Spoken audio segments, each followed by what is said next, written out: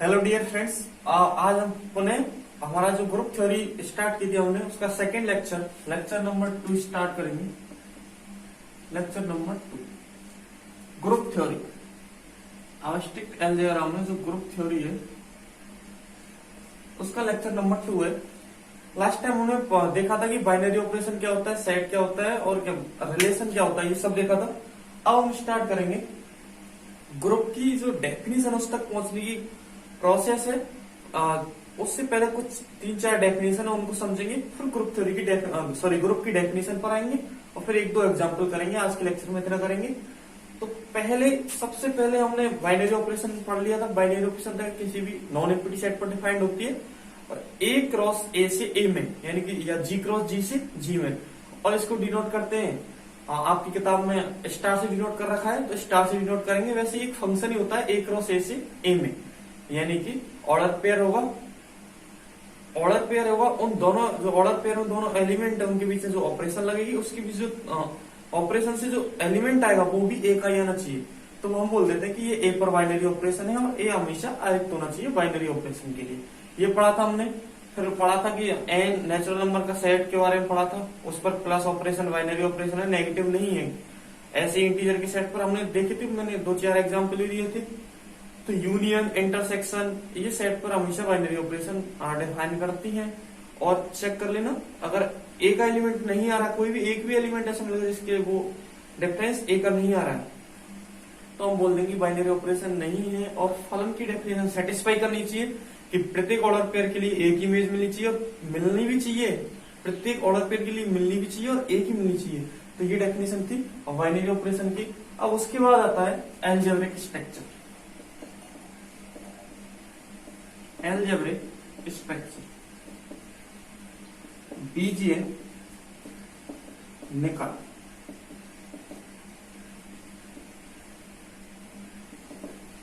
बीजीय निकाय क्या होता है कि कोई भी सेट है एरिक्ट और उस पर जो कितनी भी बाइनरी ऑपरेशन डिफाइन कर सकते हैं अलग अलग। जैसे नेचुरल नंबर के सेट पर क्या डिफाइन कर सकते हैं, प्लस बी ऑपरेशन डिफाइन कर सकते हैं और भी बहुत सारी ऑपरेशन डिफाइन कर सकते हैं। जैसे 2 एलिमेंट है नेचुरल नंबर के ए और बी, तो A plus B equal to A plus B plus A B, इस टाइप के बहुत सी ऑपरेशन डिफाइन कर सकते हैं।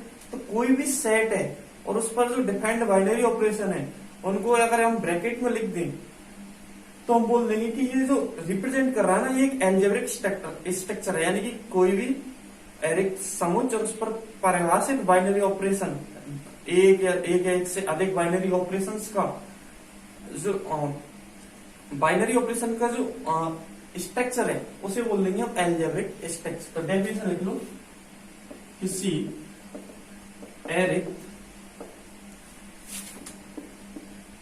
समुच्चय जी तथा उस पर परिभाषित द्विआधारी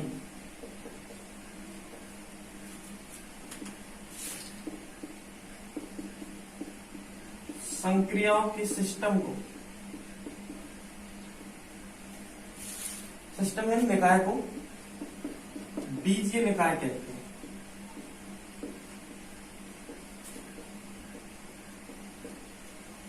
कोई भी एरिक्ट सेट है, एरिक्ट का ध्यान रखना, और क्योंकि बाइनरी ऑपरेशन किस पर डिफाइन होगी, एरिक्ट समुच्चय पर, और उस पर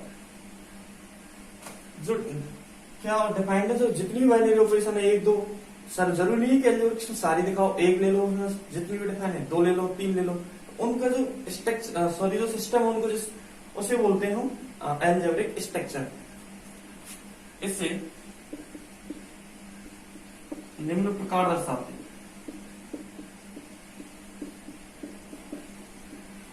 यदि स्टार 1 स्टार 2 दो बाइनरी ऑपरेशन है,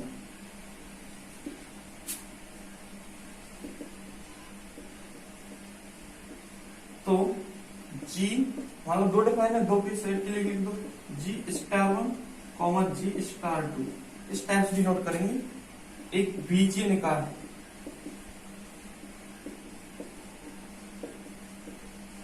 ये तो कोई बीजीय निकाय की डेफिनेशन। पॉज करके लिख लेना।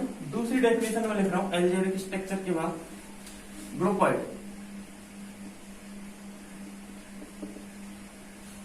हिंदी में बोलते हैं शायद समूह, हाँ ऐसे ही बोलते हैं, इंग्लिश में याद रखो ग्रुपॉइड, नाम से स्पष्ट ग्रुपॉइड। तो इसमें क्या होगा, ग्रुप होगा, ग्रुप में दो चाहिए मुझे को, मेरे को दो चाहिए। तो ग्रुपॉइड की डेफिनेशन, किसी अरिक्त समूह जी तथा उस पर परिभाषित किसी एक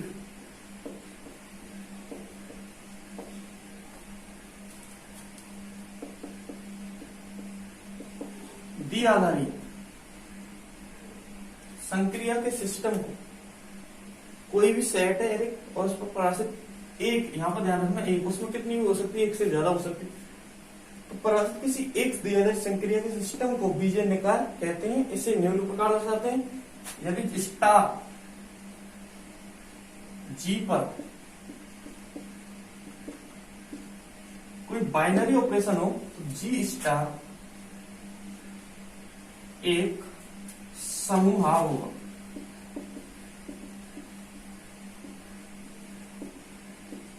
एक ग्रुपॉइड होगा। जैसे नेचुरल नंबर के सेट पर प्लस एडिशन क्या है, एक बीजीय एक क्या है, बाइनरी ऑपरेशन है, ये ग्रुपॉइड हो गया। जेड प्लस, ये भी ग्रुपॉइड हो गया। मैंने power set of natural number ले लिया, नेचुरल नंबर के सेट के सबसेट का सेट, और ऑपरेशन ले लिया मैंने यूनियन, ये भी होगा। दूसरा मैंने ले लिया power set of natural number, कोई भी सेट ले लो, एस ले लो सेट, और उस पर ऑपरेशन लगा दी इंटरसेक्शन, ये भी बीजीय निकाय, ये क्या होगा, बीजीय निकाय तो है ही, साथ में ये समूह भी है। तो दो डेफिनेशन हो गई, ग्रुपॉइड हो गया। अब डेफिनेशन आती है सेमी ग्रुप।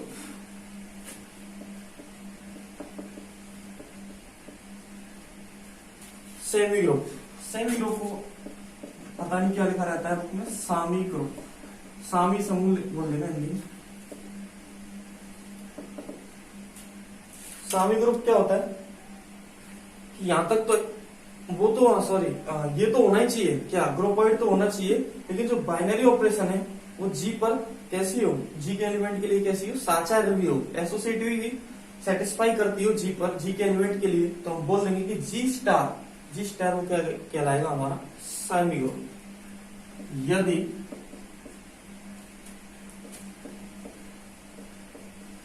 समूह ग्रुपॉइड जी स्टार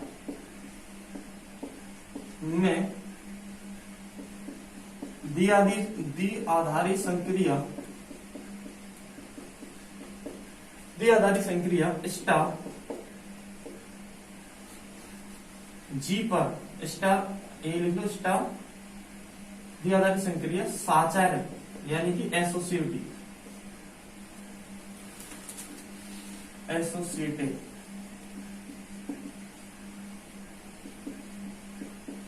हो तो जी स्टार सेमी ग्रुप कहलाता है।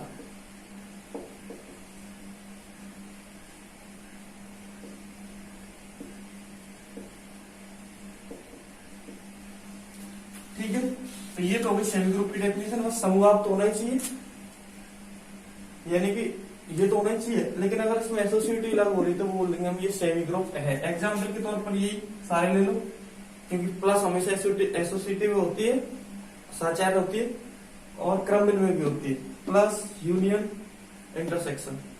तो ये सारे क्या हो गए, इसी के एग्जाम्पल हो गए सेमी ग्रुप के।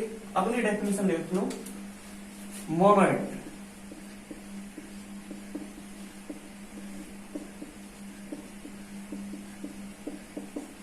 मोनोइड क्या होगा, बस एक एक्स्ट्रा प्रॉपर्टी आ जाएगी, क्या कि एक ये तो होना ही चाहिए, एक सेमी ग्रुप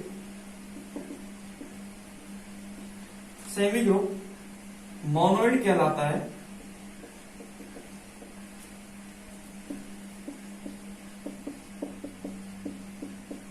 यदि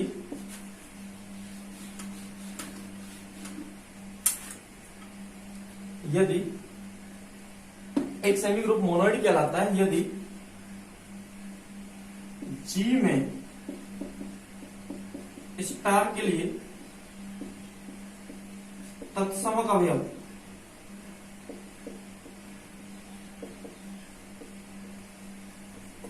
अवयव आइडेंटिटी एलिमेंट विद्यमान हो, दैट इज कि ए स्टार एक ऐसा एलिमेंट, अर्थात एक ऐसा अवयव जी में विद्यमान हो, यहां पर सेमी ग्रुप होना चाहिए, जी की बात नहीं, सेमी ग्रुप होना ही चाहिए, विद्यमान हो कि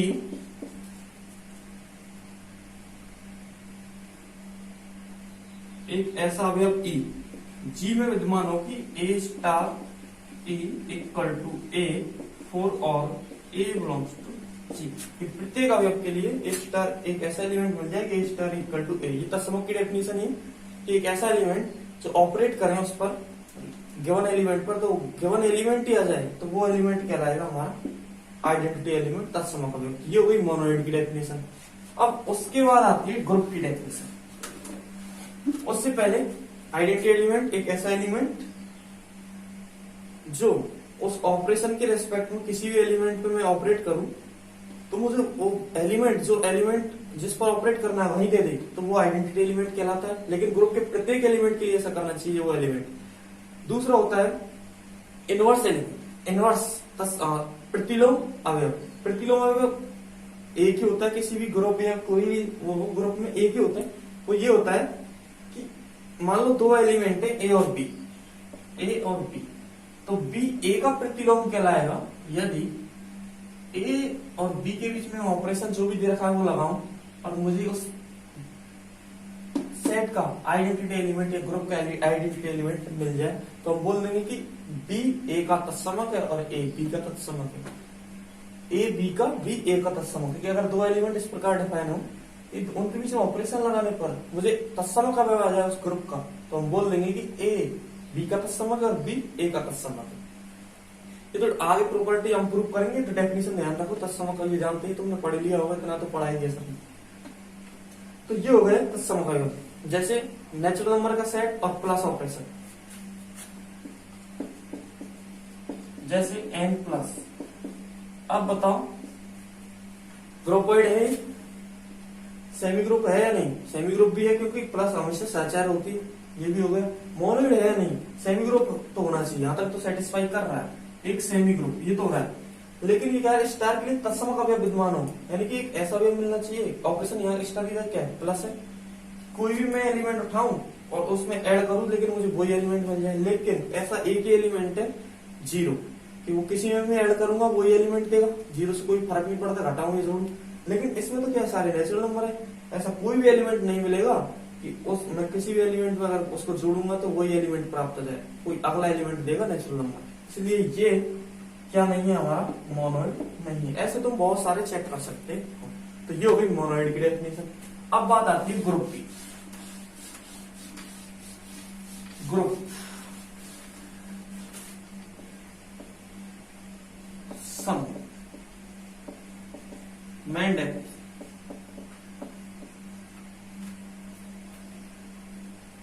अब आती है ग्रुप की डेफिनेशन। स्टेप बाय स्टेप चलो। सबसे पहले हमने डेफिनेशन पढ़ी थी एल्जेब्रिक स्ट्रक्चर, यानी कोई एरिक समूह जो उस पर परिभाषित बाइनरी ऑपरेशन का जो सिस्टम है उसे बोलते हैं एल्जेब्रिक स्ट्रक्चर। फिर उसके बाद आया हमारा ग्रुपोइड समूह, एक बाइनरी ऑपरेशन लो ओनली और उसका जो सिस्टम है वो बोल जाएगा हमारा ग्रुपोइड। ग्रुपोइड के बाद क्या आया था हमारा, ग्रुपोइड के बाद आया था ग्रुपोइड। फिर उसके बाद आया था सेमी ग्रुप। सेमी ग्रुप में क्या था कि ग्रुपोइड तो हो, साथ में एसोसिएटिव भी आ जाए उसमें, तो बोल देंगे कि ये सेमी ग्रुप है।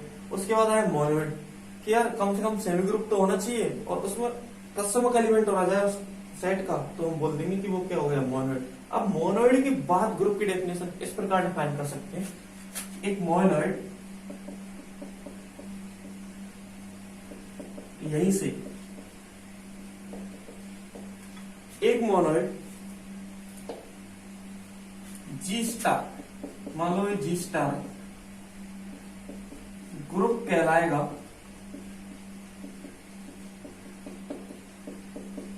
यदि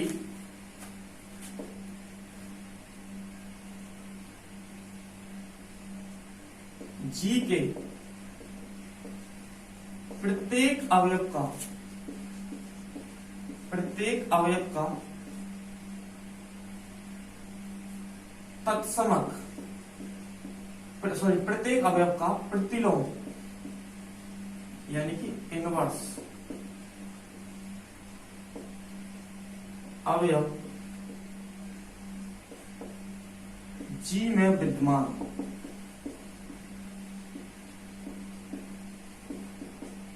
ये सिंपल डेफिनेशन 2 लाइन की कि एक मोनोइड है, मोनोइड तक बोल दिया तो मैंने क्लोजर प्रॉपर्टी सेटिस्फाई कर दी, क्योंकि क्लोजर तो किससे सेटिस्फाई हो जाती है, क्लोजर प्रॉपर्टी सेटिस्फाई हो जाती है हमारी बाइनरी ऑपरेशन ए क्रॉस ए से। कहां पे आना चाहिए एलिमेंट ए में, तो ये भाई उसकी क्लोजर प्रॉपर्टी है। दूसरा एसोसिएटिविटी आ गई सेमी ग्रुप में। उसके बाद मोनोइड में क्या आ गया, तत्समक आ गया। और इसमें मैंने बस क्या बच रहा है ग्रुप की डेफिनेशन में, ये 4 प्रॉपर्टी सेटिस्फाई होनी चाहिए, क्लोजर, एसोसिएटिव, तत्समक यानी आइडेंटिटी एलिमेंट और इनवर्स। इनवर्स मैंने लिख दिया मोनोइड तक, तो ये 3 तो उसने सेटिस्फाई कर दी मोनोइड ने। एक बच रही थी क्या, कि प्रत्येक अवयव का प्रतिलोम भी जी में विद्यमान हो, तो ये हो जाएगी ग्रुप की डेफिनेशन।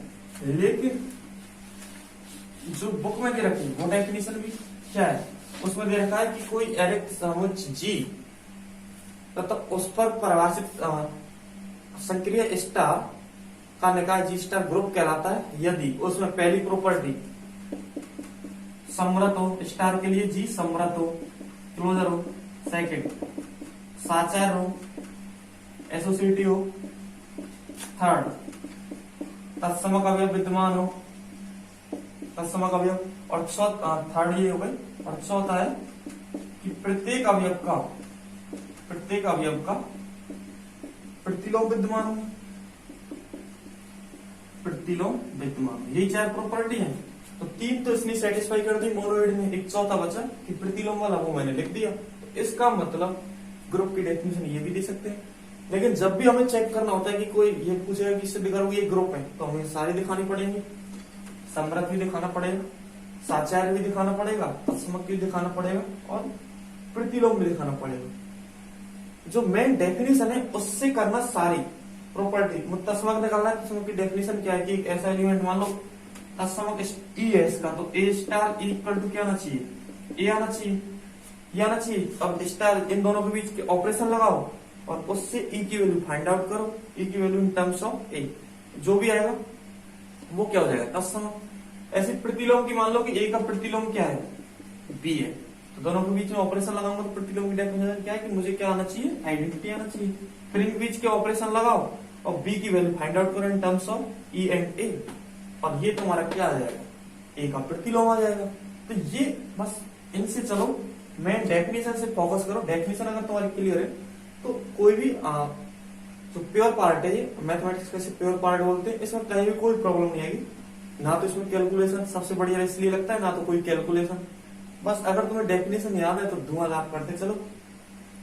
और ऐसा भी नहीं है कि ऐसी टफ डेफिनेशन है, बस सोचने की, जितना सोचोगे इसमें उतना ही फायदा है। उसमें कैलकुलेशन हो तो कहीं एक जगह मिस्टेक हुई तो पूरा सिस्टम खराब। इसमें मिस्टेक होने कोई चांस ही नहीं अगर तुम्हें डेफिनेशन याद है।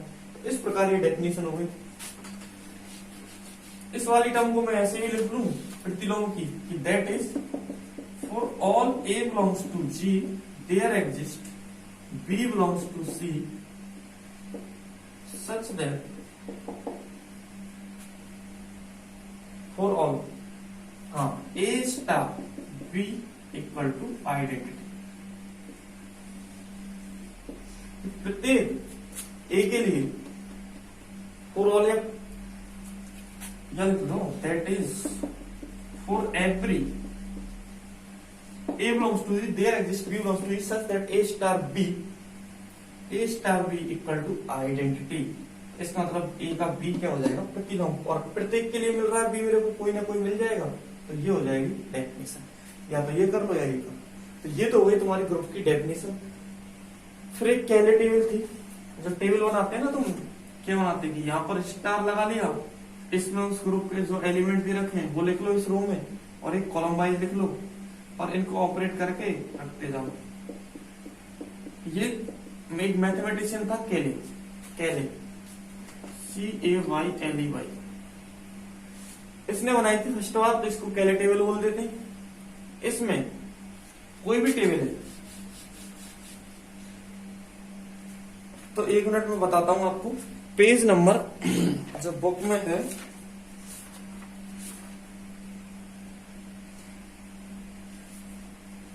पेज नंबर 15 पर, इसमें ये नियम पढ़ना कि कैले टेबल की सहायता से हम कैसे देख सकते हैं। देख लो एक बार, ये रहा, ये वाले कैले टेबल की सहायता से ही हम फाइंड आउट देख सकते हैं बहुत सारी प्रॉपर्टी। बस एक एसोसिएटी नहीं देख पाएंगे ग्रुप की, नहीं तो सारी प्रॉपर्टीज से देख सकते हैं। ठीक है, तो यहां तक का ये हो गया। देखो, मैंने एक टेबल बनाई है कि मान लो किसी भी ग्रुप में 4 एलिमेंट है, ABCD और ABCD, इनको ऑपरेट करूंगा मैं। ऐसे रखूं, 4 एलिमेंट को रो वाइज रख लो ऊपर और एक कॉलम वाइज, और इन दोनों के बीच में ऑपरेशन लगानी मेरे को, स्टार स्टार यहां पर रखो। अब देखो, इसको इन दोनों के बीच में स्टार लगाओ, जो एलिमेंट आएगा वो यहां रख दो इसके नीचे। इन दोनों के बीच में, A और B के बीच में स्टार लगाओ, ऑपरेशन लगाओ, यहां रख दो। इन दोनों के बीच में स्टार लगाओ, उसको यहां रख दो, तीसरा एलिमेंट। इन दोनों के बीच में स्टार लगाओ, A और D के बीच में, उसको यहां रख दो। सेम प्रोसेस फॉलो करो। अब क्या करो, अब देखो, ये तुम्हारा एक स्क्वायर मैट्रिक्स बनेगा हमेशा। 5 एलिमेंट, इतनी कॉलम है, इतनी सॉरी 5 एलिमेंट है तो 5 ही कॉलम में एलिमेंट है, तो 5x5 का अगर 4 एलिमेंट है तो 4x4 का मैट्रिक्स बनेगा ना, ये अंदर ये मैट्रिक्स टाइप में बन गया। इस टाइप से इस पे फोकस करो। अब क्या करो, सबसे पहले अगर मुझे आइडेंटिटी एलिमेंट देखना है तो मैं क्या करूंगा कि ये देखूंगा कि इस रो के जैसे, इस रो की जैसी सेम कि सेम रो बननी चाहिए नीचे की, ए आ जाए यहाँ पे, कहीं यहाँ पे बी आ जाए, और सी और डी सेम रो, मतलब थर्ड रो बन रही है इसके जैसे सेम, एलिमेंट इधर उधर भी नहीं हो रहे, तो इसके करस्पॉन्डिंग जो रो बन रही है उसके करस्पॉन्डिंग लेफ्ट में जाओ। लेफ्ट में क्या पड़ेगा तुम्हें, कॉलम पड़ेगा। जो एलिमेंट इसके करस्पॉन्डिंग है कॉलम में, वो तो कहलाएगा इस संक्रिया का वाम तत्समक, वाम लेफ्ट आइडेंटिटी। आइडेंटिटी दो होते हैं, लेफ्ट से ऑपरेट करेंगे तो लेफ्ट आइडेंटिटी, और राइट से ऑपरेट करेंगे तो राइट आइडेंटिटी। जैसे E star A equal to AR है, तो हम बोल देंगे कि E कैसा है, लेफ्ट आइडेंटिटी। और यदि A star E equal to AR है, तो हम बोल देंगे कि E क्या है, हमारा राइट से ऑपरेट कर रहे हैं ना, ये कौन सा एंड है, हमारा राइट एंड, तो हम बोल देंगे कि ये कैसा है, राइट आइडेंटिटी। अब देखो, मैंने क्या बोला, इसके जैसे सेम रो कहां बन रही है, जहां पे जो सी रो मिली उसके करस्पॉन्डिंग लेफ्ट में जाओ। लेफ्ट में जाओ तो क्या मिलेगा, कॉलम मिलेगा। उसके कॉलम में वो देखो, उसके सामने जस्ट सामने कौन सा सम्मुख कौन सा एलिमेंट है, वही हो जाएगा लेफ्ट आइडेंटिटी। अब सेम क्या करो, ये तो गया लेफ्ट आइडेंटिटी देख लिया, मैंने क्या किया, अब राइट आइडेंटिटी के लिए मैं क्या करूंगा कि ऐसा जैसे कॉलम में एलिमेंट लिख रहे हैं, सेम कॉलम कहां बन रहा है, ABCD, तो ABCD जिस भी कॉलम में लिखा होगा लाइन वाइज ABCD, ऐसा नहीं कि CD AB ऐसा कुछ बन रहा हो, ABCD बनना चाहिए। मान लो इस थर्ड कॉलम में बन रहा है, थर्ड कॉलम में बन रहा है, तो मैं क्या करूंगा, थर्ड कॉलम में इसके जस्ट ऊपर जाओ, इसके जस्ट जो ऊपर एलिमेंट मिलेगा तुम्हें, इसके जस्ट ऊपर जो रो में एलिमेंट मिलेगा, इसके करस्पॉन्डिंग जो रो में एलिमेंट मिलेगा, उसे बोल देंगे हम राइट आइडेंटिटी। लेफ्ट के लिए क्या करो, सेम रो देखो, जैसे रो है ऊपर, तो रो देखो, उसके लेफ्ट में जाओ, उसमें जो कॉलम में उसके करस्पॉन्डिंग जो एलिमेंट मिलेगा वो लेफ्ट आइडेंटिटी। राइट आइडेंटिटी देखना है तो कॉलम जैसा कॉलम ऐसा कॉलम देखो कहां पर है, उसके ऊपर जाओ, और जो रो में उसके करस्पॉन्डिंग एलिमेंट है वो हो जाएगा तुम्हारा राइट आइडेंटिटी। तो ये तो हुई आइडेंटिटी की बात देखने की।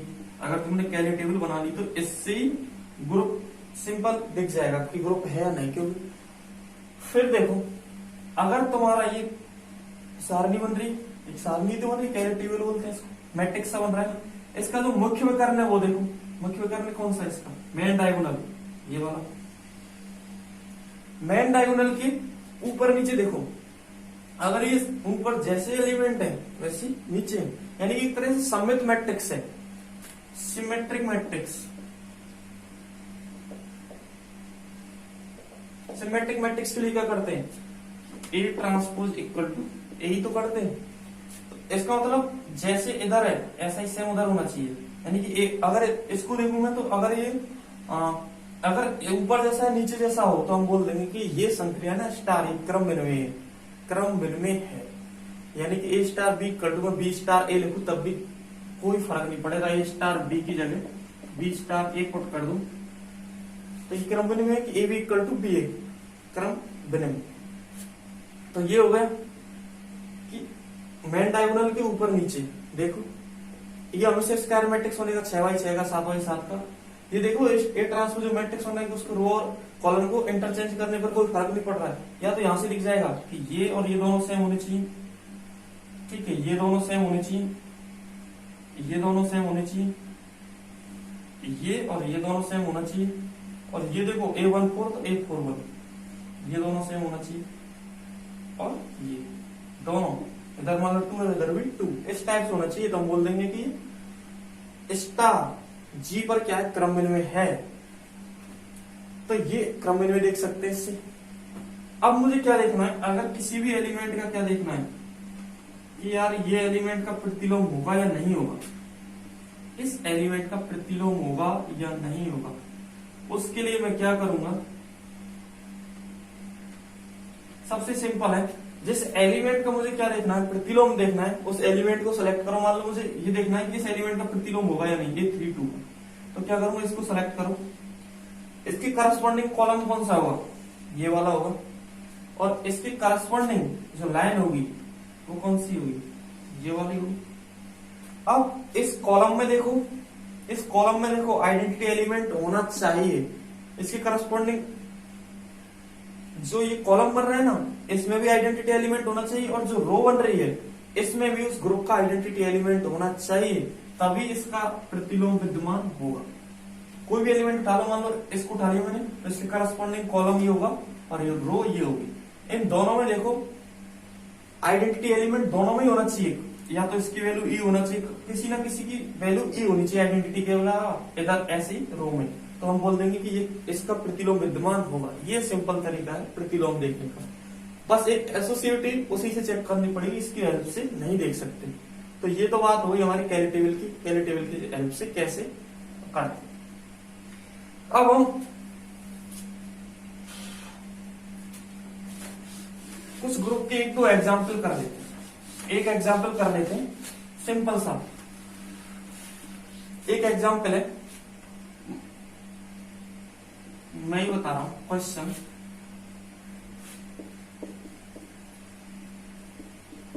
सिद्ध करो कि सेट एस, या इसको जी नाम दो, जी इक्वल टू वो कॉम्प्लेक्स नंबर जेड कहां से आया, सी से, such that mod Z equal to 1,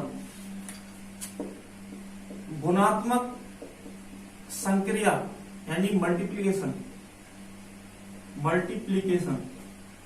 गुणात्मक संक्रिया के लिए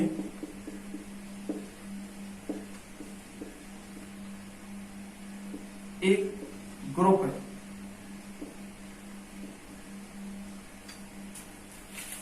ग्रुप की डेफिनेशन में अगर एक टर्म और मैं जोड़ दूं कि उसमें 4 तो सेटिस्फाई करनी चाहिए, 5 भी जोड़ दो कि वो उसमें क्रम विनिमय भी हो, star A star B equal to B star A हो जाए, for all A belongs to A B belongs to G, तो हम बोल देंगे कि वो क्रम विनिमय ग्रुप है, या फिर उसको बोल देते हैं आवेलियन ग्रुप, क्योंकि उसको आवेलियन एक वैज्ञानिक था, आवेलियन मैथमेटिशियन, उसके नाम पर उसको क्या बोल दिया, आवेलियन ग्रुप।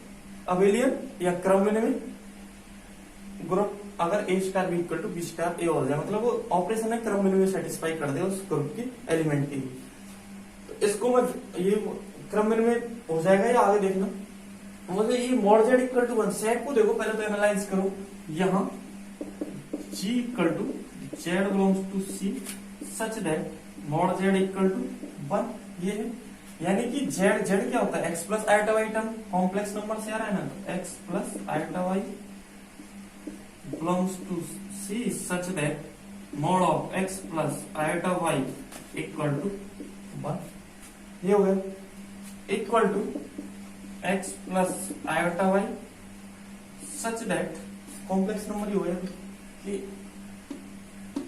ए प्लस आयोटा बी का मॉड क्या होता है under root A square plus B square, तो इसका क्या हो जाएगा under root X square plus Y square, लेकिन मैं होल स्क्वायर कर दूंगा अगली बार, तो X square plus Y square equal to क्या हो जाएगा 1, कि उसमें वो एक्स प्लस वो कॉम्प्लेक्स नंबर आएंगे तो इस कंडीशन को सेटिस्फाई करें x square plus Y square equal to 1। अच्छा x square plus Y square, और जहां एक्स वाई कहां से आते हैं, जहां एक्स वाई बिलोंग्स टू कहां से आते हैं रियल नंबर से।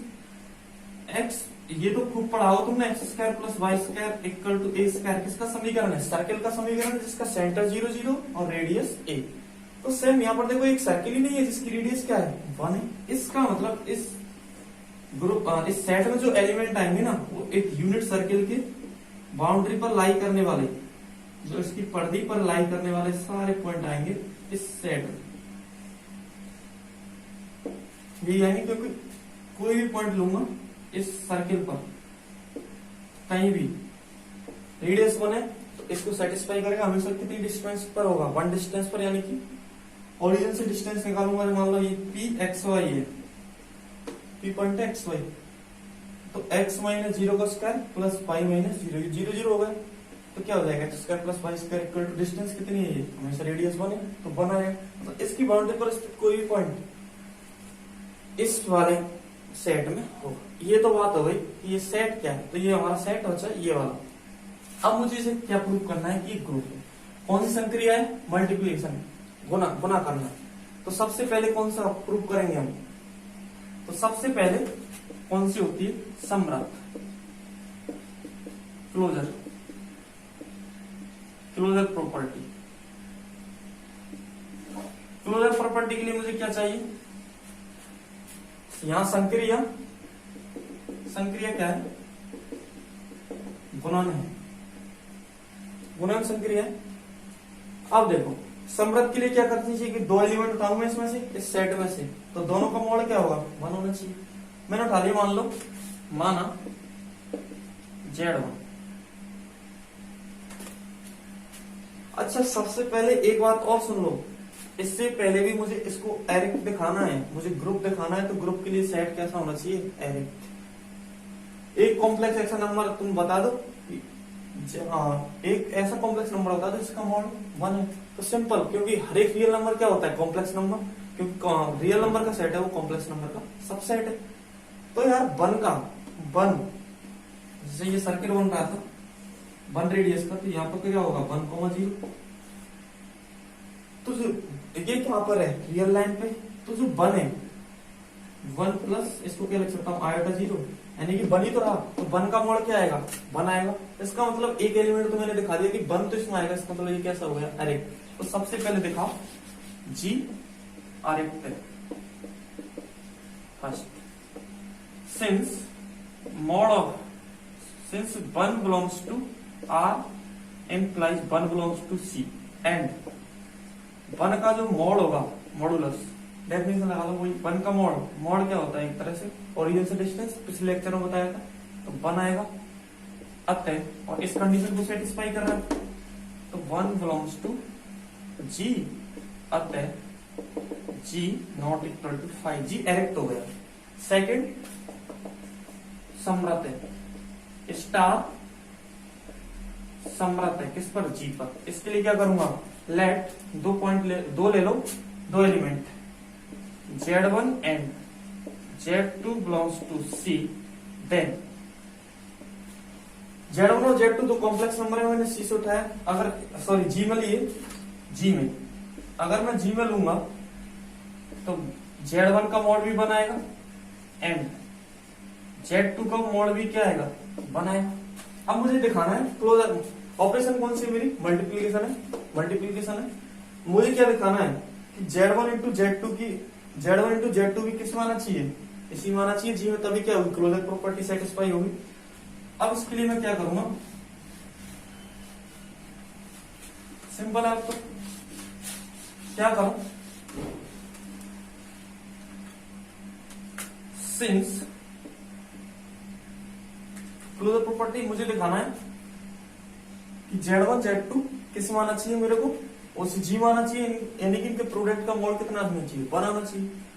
Since mod of Z1 into Z2, क्योंकि ऑपरेशन कौन सी हमारी स्टार है ना, स्टार की जगह मल्टीप्लीकेशन है, तो मल्टीप्लीकेशन डॉट से डिनोट कर रहा, Z1 into Z2 equal to mod of Z1 into mod of Z2, ये कॉम्प्लेक्स नंबर की property, mod of A into b equal to mod of A into mod of B, ये होता है।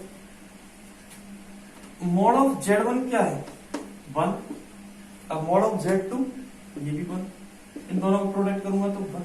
इसका मतलब क्या हुआ कि Z1 Z2 के मॉड की वैल्यू क्या आ रही है, 1 आ रही है, और Z1 Z2 कॉम्प्लेक्स नंबर तो होगा ही, बहुत क्या होता है, रियल नंबर है, रियल नंबर कॉम्प्लेक्स नंबर होगा। इसका मॉड क्या आ गया, 1 आ गया Z1 Z2 का मॉड। इसका मतलब दोनों को मल्टीप्लिकेशन का मॉड क्या आ गया, 1 आ गया। इसका मतलब Z1 Z2 कहां पे बिलोंग करेंगे, तुम्हारे जी में बिलोंग करेंगे, क्योंकि जी में वही एलिमेंट आ रहे हैं जिनका मॉड क्या होगा, 1 होगा।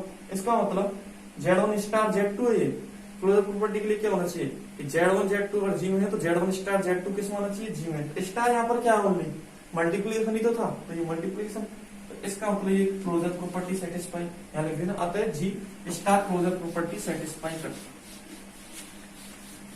अब मुझे क्या देखना है, क्लोजर होगा इस साचार्य का,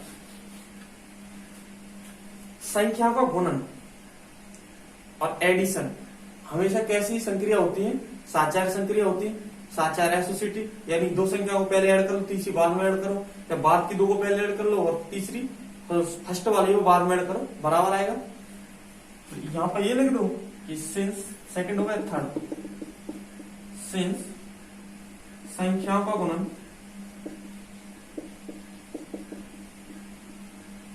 सदैव साचार्य संक्रिया है, संक्रिया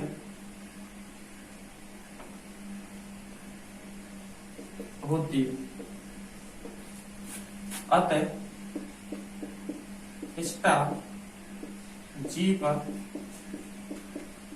साचार्य एसोसिएटिव है। थर्ड हो गई।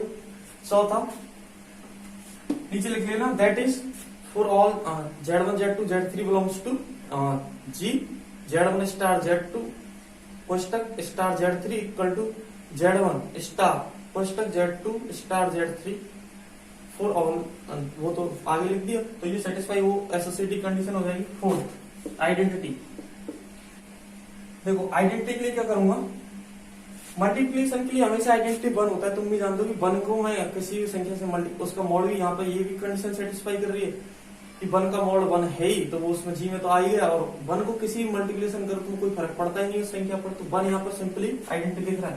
तो since 1 belongs to G and Z1 operation क्या है, dot multiplication 1 equal to Z1,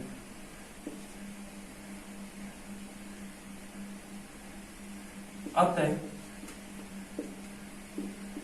and mod of Z1 dot 1 equal to 1, अतः 1 बिलोंग्स टू जी, जी का तत्समक है, तत्समक हो गए। अब मुझे क्या देखना है, प्रतिलोम देखना है, और अगर उस डेफिनेशन वाली उससे जाना चाहते हो तो क्या करेंगे, मान लो कि Z1 का प्रतिलोम Z2 है, Z1 का प्रतिलोम Z2 है, तो Z1 इंटू Z2 क्या आना चाहिए, Z1 ही आना चाहिए, तो मॉड लूंगा मैं, और मॉड लूंगा तो मॉड ऑफ Z1, Z1 का प्रतिलोम क्या था, Z2 माना था, Z1 into Z2 equal to Z1, तो Z2 इक्वल टू क्या होगा, Z1 अपॉन Z1, तो Z2 इक्वल टू क्या हो जाता है, 1 हो जाता। और डिवीजन क्यों पॉसिबल है, क्योंकि Z1 जीरो तो है नहीं, क्योंकि मुझे मॉड चाहिए 1, तो जीरो तो हो नहीं सकता, इसका मतलब Z2 इक्वल टू वहां से भी क्या जाता है, 1 आ जाता, तो Z2 इक्वल टू 1 क्या हो गया, प्रतिलोम हो गया, सॉरी आइडेंटिटी एलिमेंट। अब मुझे निकालना है प्रतिलोम। थर्ड फोर्थ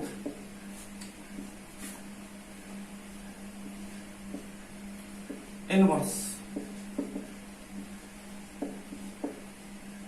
माना Z1 का प्रतिलोम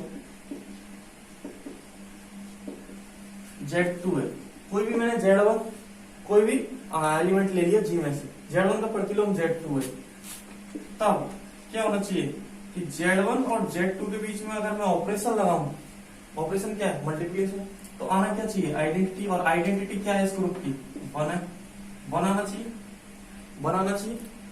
इसका मतलब Z2 इक्वल टू क्या है, 1/Z1, Z2 equal to 1/Z1 होगा, और ये पॉसिबल है डिवीजन, क्यों, क्योंकि Z1 हमारा क्या है, नॉन जीरो। लेकिन अब मुझे ये देखना है कि इसमें है नहीं, Z2 इसमें है नहीं, तो since mod of Z2 equal to mod of 1/Z1 equal to mod of 1/mod/Z1, और मॉड ऑफ Z1 कहां से आ रहा है, G से, इसका मॉड क्या हो जाएगा 1, और इसका मॉड भी 1, तो ये क्या आ जाएगा 1। इसका मतलब Z2 का मॉड 1 आ रहा है, इसका मतलब जो Z2 है ना, Z2 वो क्या हो गया, Z1 का प्रतिलोम, अतः Z2 belongs to G, Z1 का G में प्रतिलोम। Z1 मैंने कोई भी लिया था, उसका Z2 जो भी होगा उसका क्या कर दो, उल्टा कर दो, वो उसका क्या हो जाएगा, प्रतिलोम एलिमेंट हो जाएगा। प्रतिलोम एलिमेंट होगा तो Z1 का प्रतिलोम अगर मैं निकालना चाहूं तो वो क्या आएगा, 1/Z1। तो ये तो हो गई।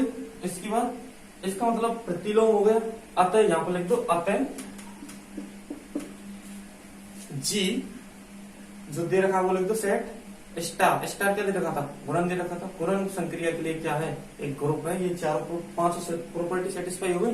और लास्ट ये लिख देना अगर तुम्हें ये दिखाना है कि अबेलियन ग्रुप है, क्योंकि मल्टीप्लिकेशन हमेशा कैसी होती है, एसोसिएटिव होती है, और कैसी होती है, क्रमबद्ध भी होती है। आता है कैसा ग्रुप है, ये क्रमबद्ध में ग्रुप है या अबेलियन ग्रुप है। Thank you. और आप एग्जाम्पल करते रहो, कई प्रॉब्लम आए तो बताना, जो एग्जाम्पल हमें प्रॉब्लम आए उसको फोटो सेंड कर देना, कमेंट में कर देना या मेरे व्हाट्सएप नंबर पर। Thank you.